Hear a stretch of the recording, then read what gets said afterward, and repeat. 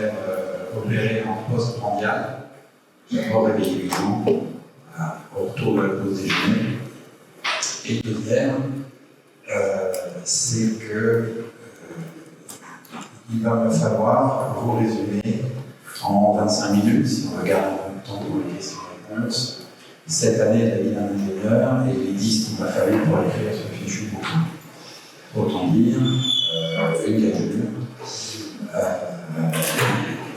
Je ferai donc pas mal d'impasses. C'est absolument impossible de faire autrement, et j'espère que vous voudrez bien m'en pardonner.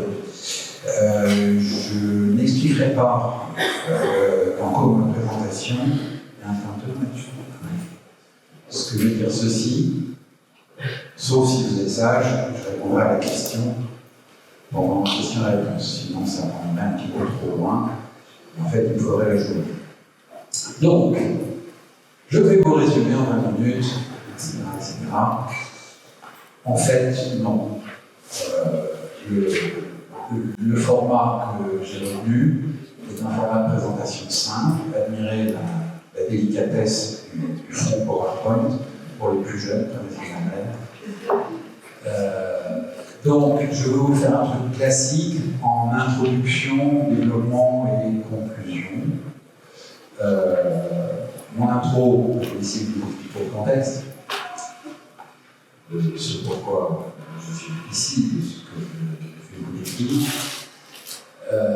Ensuite, j'ai choisi de passer par le biais de l'anecdote, parce que lorsqu'on parle de R&D, le terrain est, vous le savez, un peu délicat à appréhender, et que finalement, une situation vécue sur le terrain, dans une anecdote, un étonnement, peut, plutôt devrait d'ailleurs constituer le tout. Et puis, je vous ferai une petite conclusion suivie de questions et réponses. Alors, en introduction, parce qu'il en faut bien une, je suis ingénieur de formation, généraliste, et j'ai opéré toute ma carrière quasiment en R&D. Chez Peugeot d'abord, ensuite chez PSA, puis Stellantis, comme ingénieur de développement, essentiellement dans le domaine de la caisse. La caisse en blanc, ses équipements, ce genre de choses. Et au détour de l'année 2000, juste avant, Jean-Martin Fox, alors président de PSA, rencontre son homologue de chez Toyota, Fujitsu, je crois que c'est plutôt ça mon premier, et décide de lancer une coopération. À l'époque, c'était une coopération assez unique. On avait l'habitude des coopérations industrielles. Entre PSA et Fiat, j'allais dire de toute éternité, ce n'est qu'un exemple. Toyota aux États-Unis, avec différents constructeurs.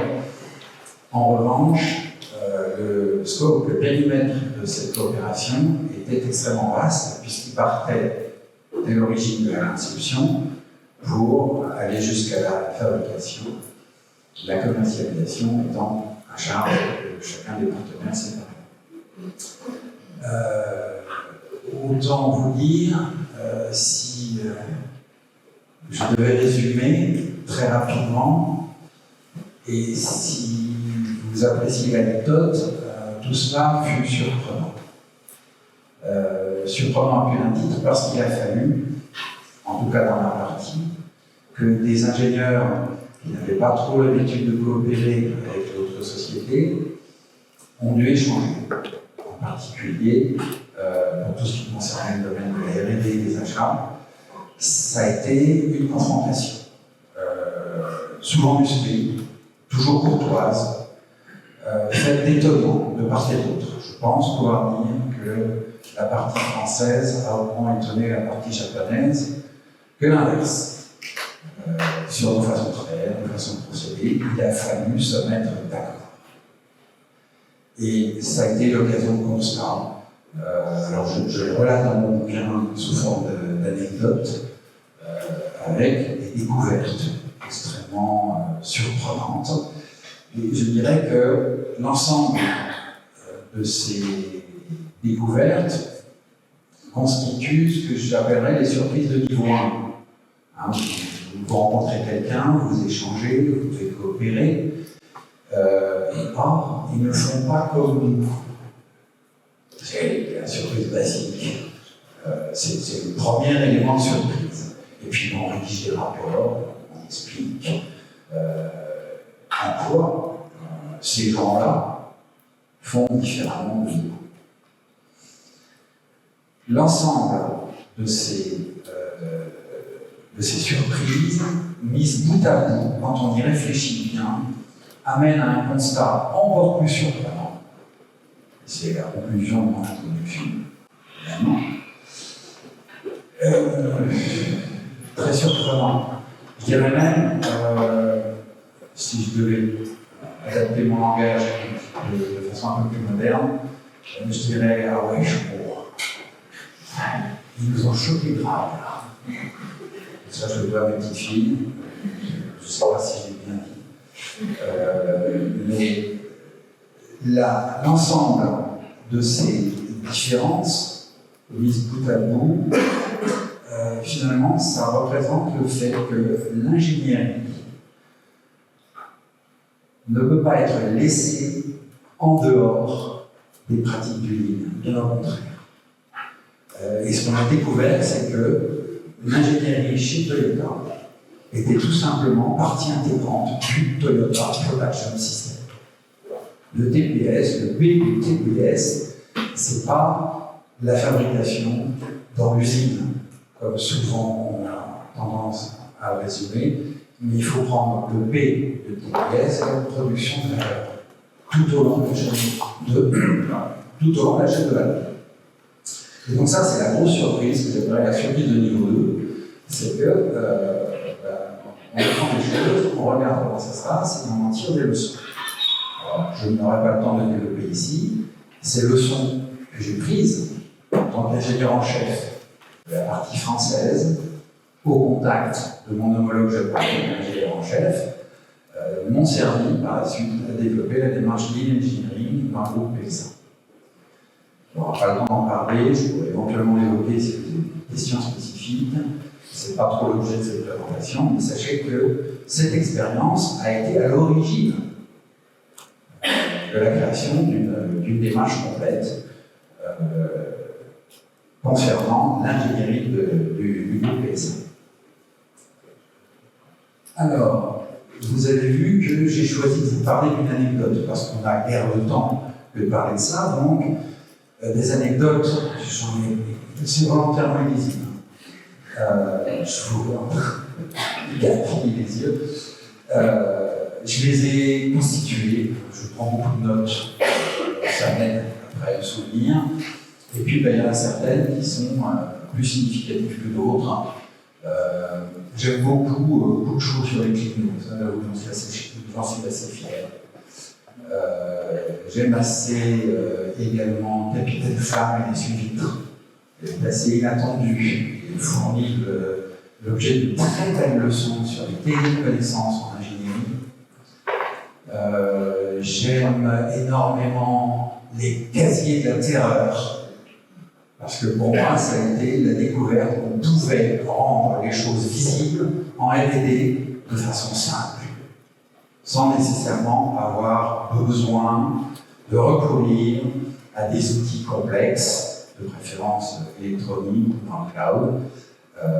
On peut le faire de façon simple, j'aime bien parce que mécanique, et ça marche, et ça donne des résultats.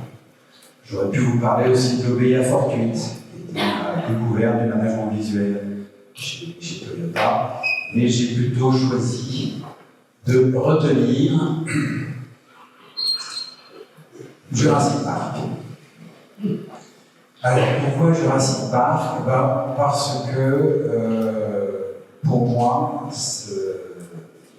ce moment de notre coopération avec Toyota, c'était au début, a été réellement une claque. Et vous allez comprendre pourquoi j'ai appelé Jurassic Park.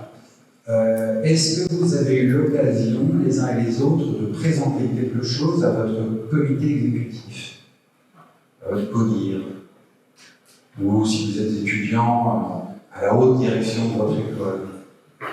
Alors, vous êtes là.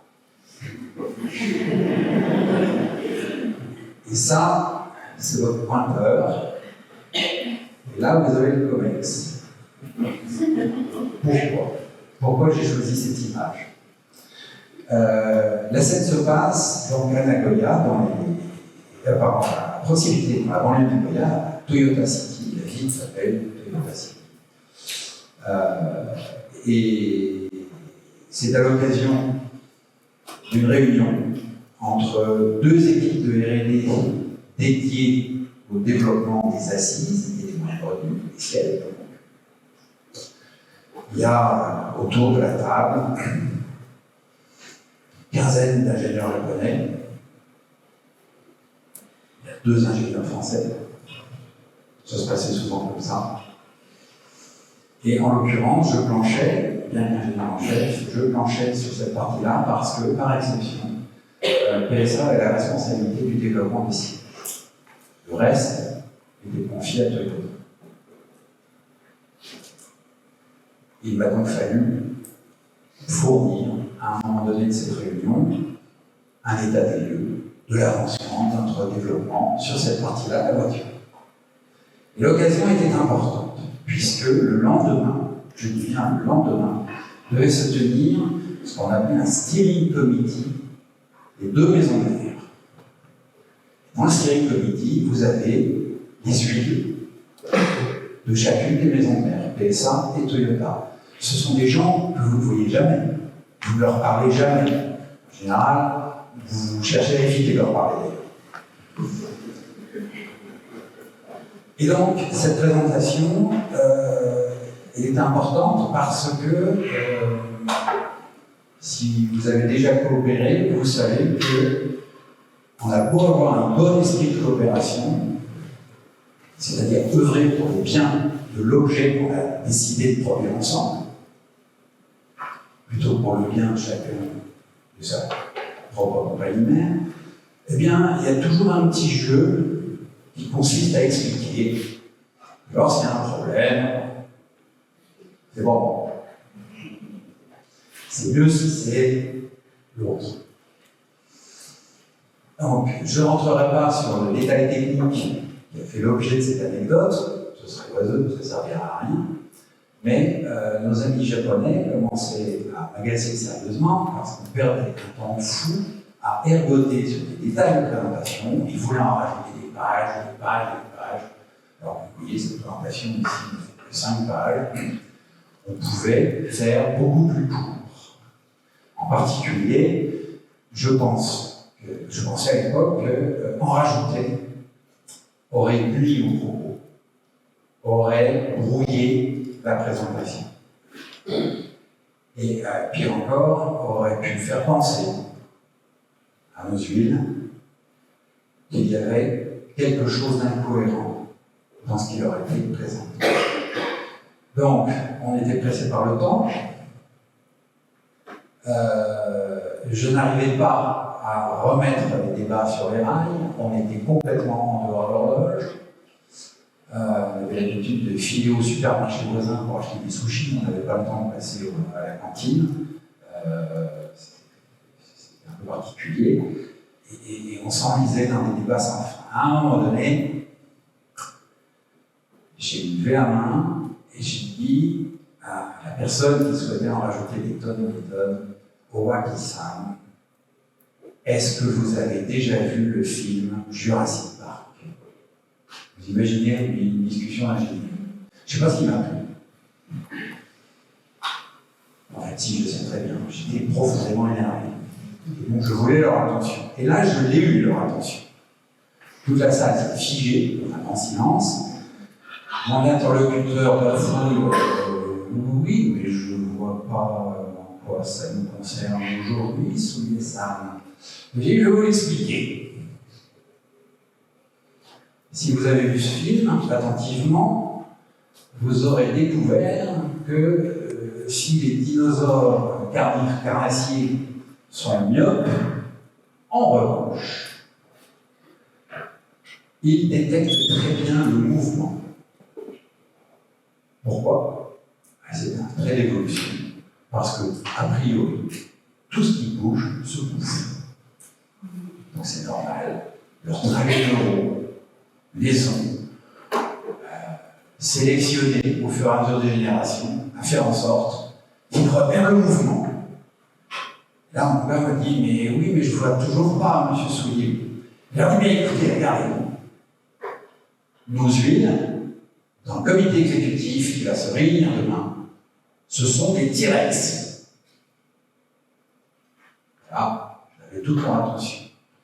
Et j'ajoute, je ne veux pas manquer de respect à notre directeur, ni au vôtre, mais vous devez savoir que ces gens-là sont tellement occupés qu'ils n'ont bien souvent pas assez de temps pour aller voir ce qui se passe sur le terrain. Et ils le regrettent eux-mêmes, d'ailleurs.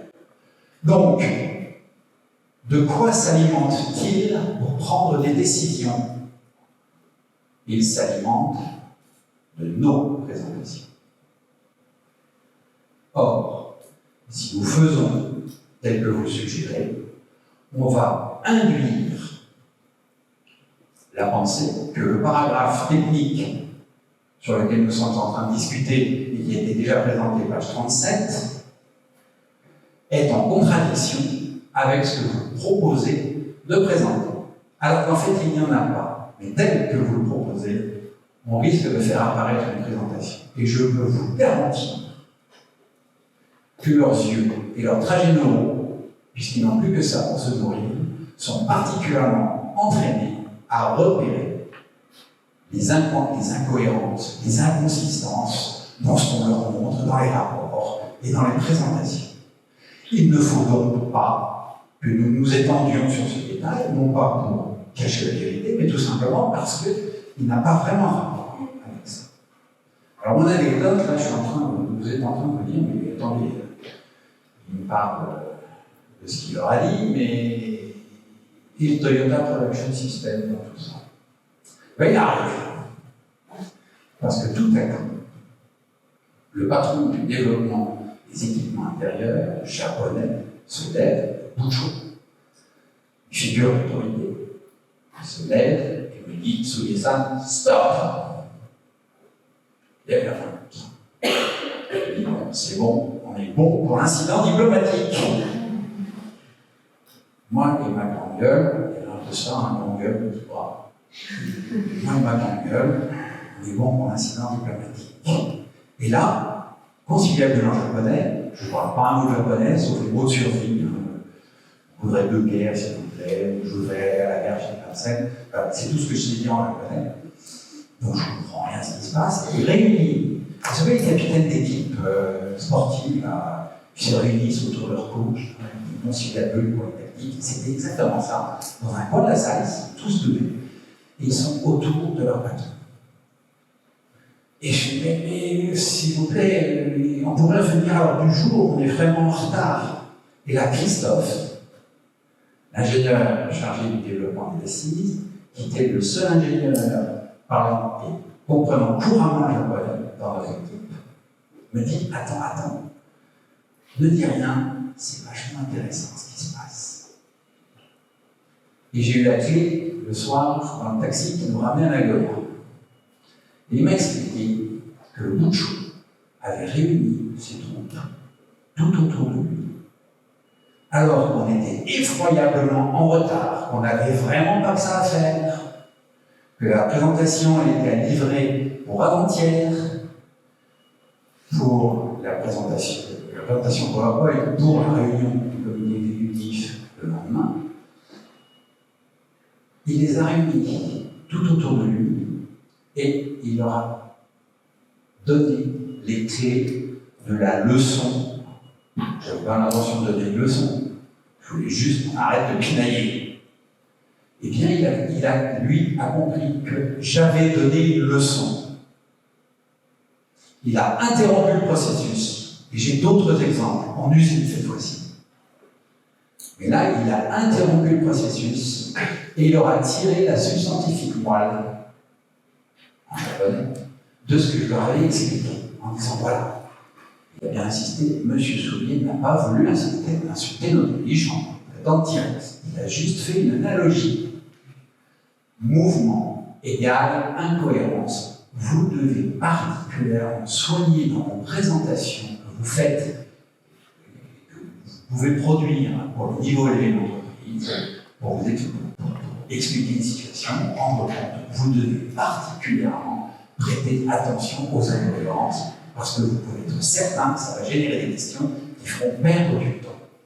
Donc, évitez à nos dirigeants de perdre du temps et soignez la cohérence des messages que vous passez dans votre présentation. C'est la leçon que M. Soulier vient de vous donner.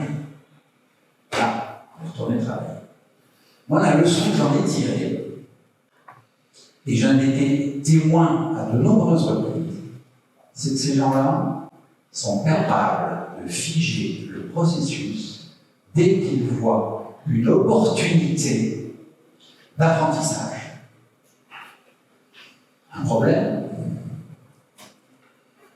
ou un fait étonnant, un gadget qui vous parle de T-Rex au milieu d'une séance de préparation, ça c'est un fait étonnant, ils sont capables d'arrêter l'horloge, même s'ils sont en retard. Alors attention, on ne va pas dans les situations d'urgence, bien sûr, pour tirer une leçon, tout de suite, immédiatement, pour que cette leçon profite à leurs équipières, à leurs équipiers. Donner de l'autonomie à ses équipières, à ses équipiers, en extrayant de toute situation qui le mérite une occasion d'apprentissage. Ça marche avec la résolution de problèmes et le fait de donner de l'autonomie à ses équipières, à ses équipiers. Vous ne pouvez pas avoir de mission plus noble en tant que manager.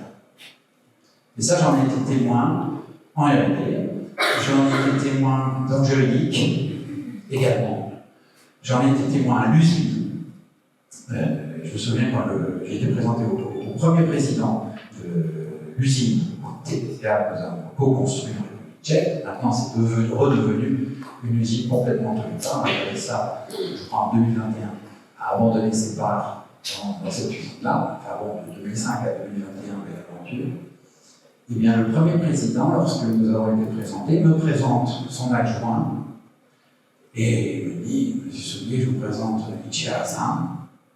Il est très compétent en résolution de problèmes. Je lui ai répondu, moi, ce monsieur. D'ailleurs, ça m'a pris 3 ans pour bien lui apprendre. Vous imaginez, vous rencontrez le boss, tout de suite, il vous présente son adjoint, et voilà, il est compétent pour faire ça, il peut vous aider là-dessus, et je l'ai formé moi-même. Le gars était juriste, ingénieur. Donc, pour moi, ça a été un de mes premiers gros étonnements. Et c'est pour ça que dans mon livre, juste après la préface, j'ai choisi de ne pas faire d'intro pour expliquer le contexte. C'est nécessaire d'expliquer un contexte pour comprendre le bouquin qu'on raconte. Tout de suite, j'ai voulu immerger mon lecteur dans cette anecdote-là. Parce que je pense que c'était une claque majeure. Une révélation complète. Et c'est pour ça que je la mets bien en tête dans mon livre, juste après la préface de Cécile. Alors évidemment, le temps me manque pour vous parler d'autres anecdotes. Donc c'est là qu'il faut sortir vos portables et flashouiller le truc là. Ça m'a pris une plombe pour gérer ça. Donc s'il vous plaît, allez-y.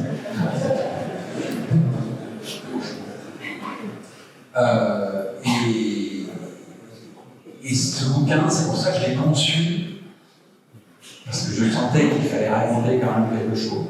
Il se trouve qu'apparemment, je suis encore l'occidental qui a travaillé le plus longtemps en R&D avec Toyota. En tout cas, c'est une vraie responsabilité en tant qu'ingénieur en chef.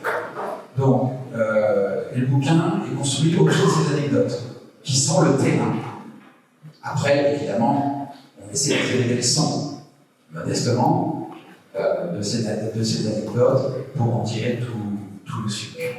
Voilà. On est bon dans les temps, là? Largement. Bon.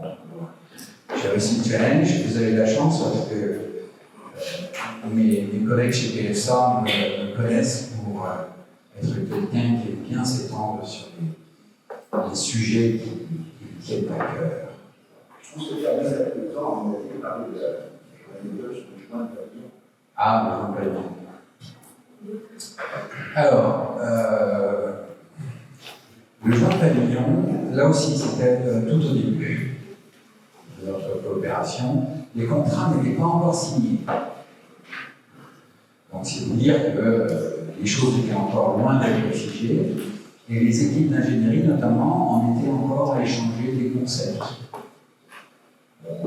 Quel type de soudure on va pratiquer pour fabriquer la pièce? Vous savez, une pièce automobile, en tout cas massivement, ça c'est taux longitude qui sont assemblés entre elles par point de soudure. Et à un moment donné, il y a une question technique qui arrive sur le joint de pavillon. Alors, le joint de pavillon, les Japonais l'appellent le Mohican Roof Molding. Alors, à la japonaise, ça donne un truc inaudible, genre Mohican Roof Molding. Il y a encore plus de problèmes que nous avec l'anglais. Et c'est quand vous êtes à côté de la porte, si vous jetez un petit coup d'œil sur le dessus, sur le pavillon, mais la tôle de pavillon, il faut bien qu'elle rejoigne le côté de la voiture.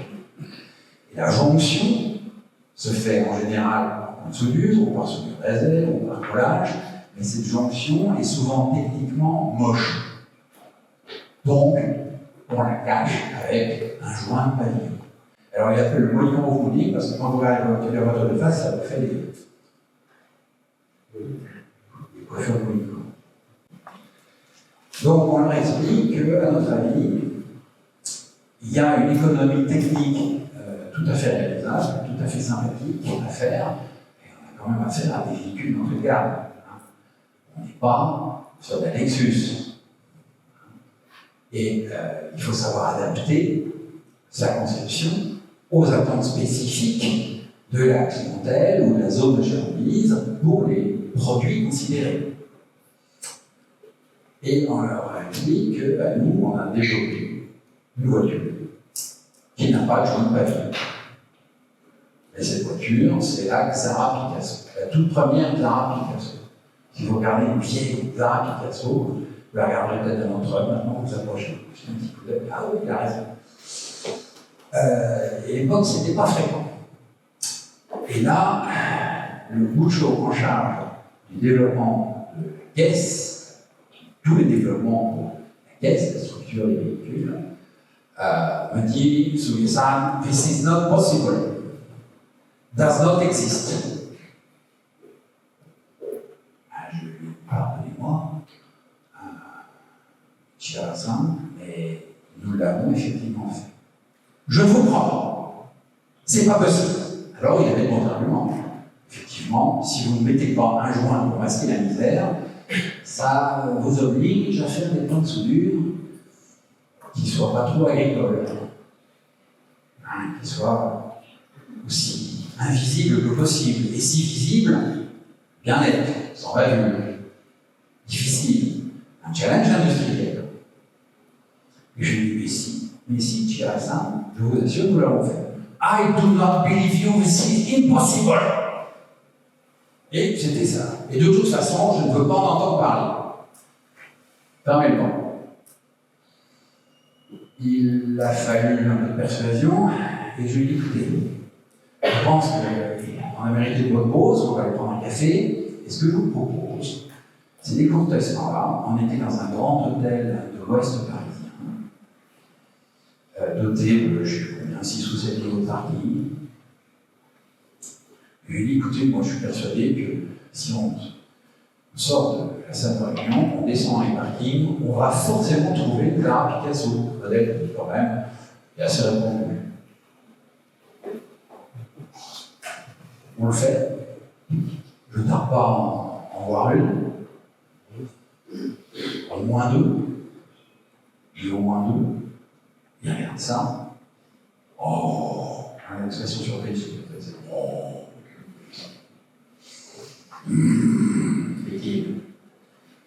I do not believe you.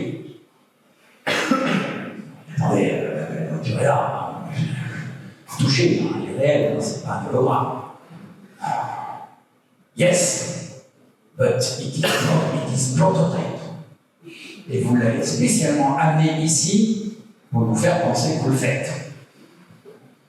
Pour forcer la décision. Je vous ai dit, hein, c'est musclé pour toi, mais musclé. Hein, puis écoutez, on continue, je suis sûr qu'on va en trouver une autre.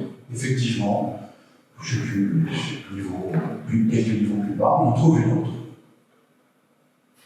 Regardez. Mais si vous en avez fait un, vous pouvez en avoir fait deux, des prototypes. Je crois qu'on lui en a montré 5 ou 6. Et à la fin des fins, il a été obligé de reconnaître que ces fous de Gaijin avaient bien produit un véhicule sans avoir un papier. Without knowing, quand vous vous demandez, impossible. I don't. Et en fait, pour vous la jouer courte, on a fini par avoir un joint de panier. On a regardé une C1, ou une 108 aujourd'hui, ou une Lego. Il y a un joint de panier. Et ce que ce monsieur défendait, au travers de son propos, somme toute, un peu limite quand même, hein, vous avez une preuve, un partenaire. En fait, ce qu'il défendait, c'était la sérénité du fabricant. La sérénité du fabricant, j'insiste, je suis ingénieur de R&D, je ne suis pas fabricant. La sérénité du fabricant n'a pas de prix, et ça se joue pendant les phases de R&D. 80% des coûts induits, vous le savez, pendant toute la durée de vie du produit, achat de matière, main-d'œuvre, outillage, reprise qualité, après-vente, etc. 80% de ces coûts-là sont déterminés par la phase de R&D. Et Toyota n'avait pas à l'époque l'expérience de points de soudure particuliers pour des eaux visibles. Ça exigeait, alors je ne sais pas si vous êtes familier du processus de ferrage par point de soudure, hein, de soudure, oui, entre mes doigts passe un courant à forte intensité qui fait fondre les tôles qui sont prises entre les deux pinces. Et donc, si vous voulez faire des points de soudure visibles, vous êtes obligé d'adopter des mises, hein, les électrodes en ferrage s'appellent des mises dans les bords. Des mises un peu particulières qui vieillissent plus vite et qui exigent plus de changements et de rodage que les mises habituelles qu'on utilise d'ordinaire dans les ateliers de ferrage. Et c'est ce que ces anecdotes-là, il y en a une autre hein, sur le siège sans appui-tête, plutôt l'appui-tête du siège sans appui-tête, pour prendre une anecdote, j'ai appelé VR égale alpha VI. VR, c'est la valeur réelle d'une idée que vous pouvez avoir en tant qu'ingénieur, en tant que concepteur, dans n'importe quel domaine. Ça marche dans tous les domaines. Ça marche juridique, ça marche commercial, ça marche à l'usine. VR, on va appeler ça la valeur réelle de l'idée que vous avez à un moment donné pour résoudre un problème, pour aller vers l'innovation. Eh bien, dans l'expérience personnelle, j'ai cumulé en fait 40 ans dans l'UPSA et également au contact avec Toyota, ce que je peux vous dire, c'est que VR est le produit de 2 facteurs. Le facteur alpha et le facteur VI. VI, c'est la valeur intrinsèque de l'idée. L'idée toute nue, l'idée en l'air, hein, l'idée cerveau, pas encore réalisée. Le problème, c'est que les idées, c'est comme les ailes d'un avion. Elles ont besoin de train d'atterrissage. Et la piste, c'est le vide. Et c'est là qu'intervient le facteur alpha, le facteur applicabilité. Et vous pouvez avoir des idées brillantes, absolument géniales, qui bien souvent, quand on tente de les appliquer, se retrouvent bien souvent par manque de préparation, par manque de discussion, en particulier avec la partie industrielle. Je ne saurais trop insister, mesdames, mesdemoiselles, messieurs, sur l'absolue nécessité d'impliquer l'industriel tôt dans vos choix de conception. C'est vital. En tout cas, si vous ne voulez pas aller au bout. En tout cas, si vous souhaitez proposer de l'innovation à vos clients. Donc, cette applicabilité, elle peut ruiner les plus belles idées, de fait, vous aurez un VR très faible, une valeur réelle très faible, voire négative, qui génère plus de coûts pour l'entreprise qu'elle ne génère de revenus. Et ce que je peux vous dire, c'est que cette anecdote sur le joint de pavillon m'a montré que l'ingénierie Toyota est très focalisée sur l'applicabilité. Et je n'aurai pas le temps de développer des connaissances qui sont en usage dans l'ingénierie chez nos partenaires japonais. Ils insistent énormément sur les cas d'emploi industriel de tous les concepts R&D dont ils ont la charge.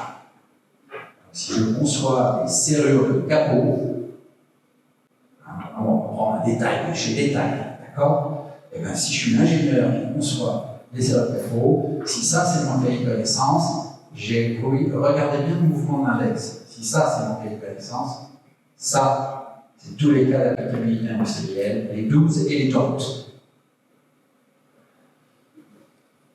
Donc il y a une connaissance intime de la fabricabilité, en tout cas du moyen d'obtention, et attention, interne ou externe, sont aussi costauds sur la connaissance de leur processus interne en fabrication que sur ceux de leurs fournisseurs. J'attire votre attention sur ce sujet, qui peut être parfois un peu douloureux. Et donc, ils insistent énormément sur l'applicabilité des concepts qu'ils doivent développer. Et ça fait partie de leur ADN d'ingénieur de R&D. Et ils sont entraînés, spécifiquement entraînés par leur patron sur ce sujet-là. Voilà pour l'anecdote du joueur de pavillon. Question? Merci, Olivier.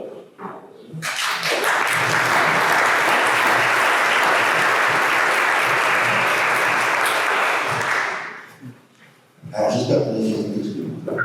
Je suis intrigué par le sous-titre Le chasseur philosophe et l'ingénieur paysan. Merci, il y en a un qui suit, c'est gentil. Alors, ça c'est une autre anecdote, je ne veux pas avoir le temps de la détailler. C'est, je crois, dans mon anecdote sur ce que j'ai appelé le radiateur Black Igor. Et à un moment donné de la discussion, qui a été très vive entre moi et mon homologue japonais, en tête à tête, dans un bureau, on s'est expliqué la vie. On pose les grades, et ensuite s'en faut les une. Dehors, on va s'expliquer entre eux. C'est un peu ça, la séance d'oration. Mais la discussion a été franche, très très franche. Et mon homologue me dit: ah, mais c'est quand même normal. On a des différences de culture. Vous, M. Soulier, vous les ingénieurs français, vous êtes toujours à l'affût. Vous êtes comme des chiens-chats. Vous reniflez en permanence, toujours à l'affût du meilleur concept, de la meilleure idée. Et puis, une fois que vous l'avez, vous avez tendance à tout rationaliser, à tout mettre dans des systèmes. Vous êtes ce que j'appellerais des chasseurs philosophes. Vous chassez toujours en permanence. Vous n'hésitez pas à remettre en cause les décisions prises. Alors ça, le pays capital, je ne connais pas. Ça leur prend très longtemps pour prendre une décision, mais quand elle est prise, je peux vous dire que 1, elle est appliquée de façon foudroyante, et 2, aussi. Bon, je ferme la parenthèse. Ça évoquera peut-être quelque chose dans nos propres environnements bien français. Ou alors les choses ont vraiment changé quelques mois. Tandis que nous, ajoute-t-il, nous sommes là à creuser les sillons de notre ingénierie. Et puis, quand il y a un arbre au milieu du champ avec des racines, eh bien, on fait des tours des racines, on regarde et on réfléchit. Comment, en commun avec toutes les parties concernées, on va pouvoir déraciner cet arbre pour retirer les cailloux qui nous bloquent, mais patiemment, à l'aide de nos connaissances acquises à la longue, à la dure. L'essentiel des connaissances en ingénierie, je dirais, c'est la somme des emmerdements du passé. Soyons clairs. Plus les innovations, bien sûr. Alors que nous concluons. nous sommes des ingénieurs paysans. Nous traçons notre site. Voilà l'origine. Et alors, au début, le bouquin devait s'appeler Le chasseur philosophe et l'ingénieur paysan.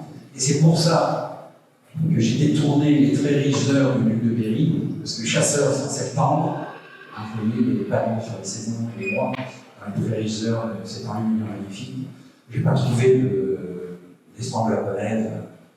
Et le chasseur, c'est septembre, et le laboureur, c'est plutôt printemps. Donc j'ai dû tricher. Ça vient des très riches heures. Mais j'ai voulu tenter à ma manière de représenter un chasseur philosophe qui discute, il a la tchatch, et un ingénieur paysan qui trace. Voilà. Oui. Une question. En France, on a plutôt tendance à former des ingénieurs en résolution de problèmes. Et là, j'ai surpris d'entendre que ce soit un juriste. Et pourquoi chez Toyota, on a choisi un juriste?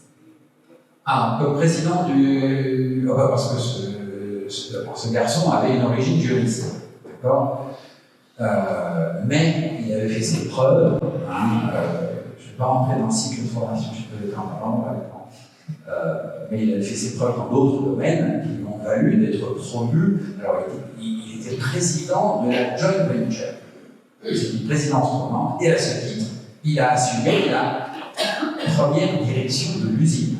Je vous rassure, il avait à côté de lui des types qui maîtrisaient parfaitement les processus de fabrication.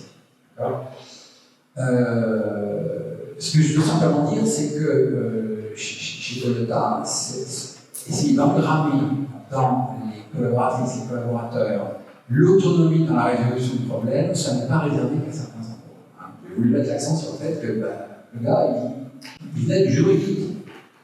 Puis j'ai vu des commerçants aussi, exactement dans le même bouge. Donc ça, je ne sais pas si ça répond bien à votre question. Oui.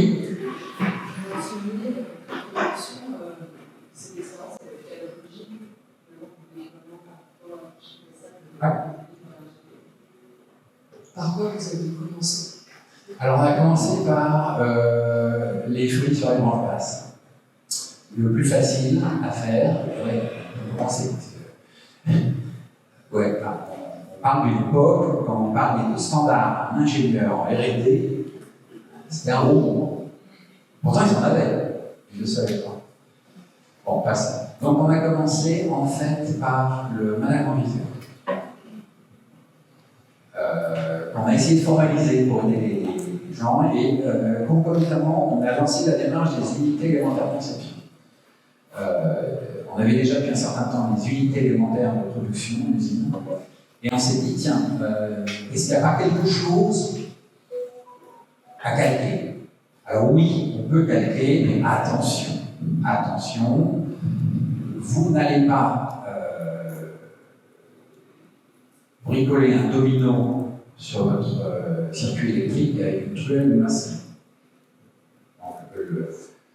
Si les objectifs sont les mêmes, les outils ne sont pas forcément les mêmes. Et puis les problèmes ne se voient pas de la même façon.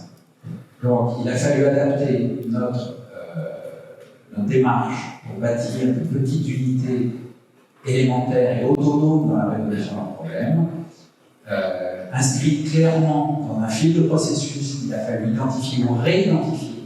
Parce que parfois, l'ingénieur en conception n'est pas très conscient du flux de processus dans lequel il opère, ni même de l'utilité que peuvent avoir ses propres livrables vis-à-vis de l'aval, à qui il donne ses livrables.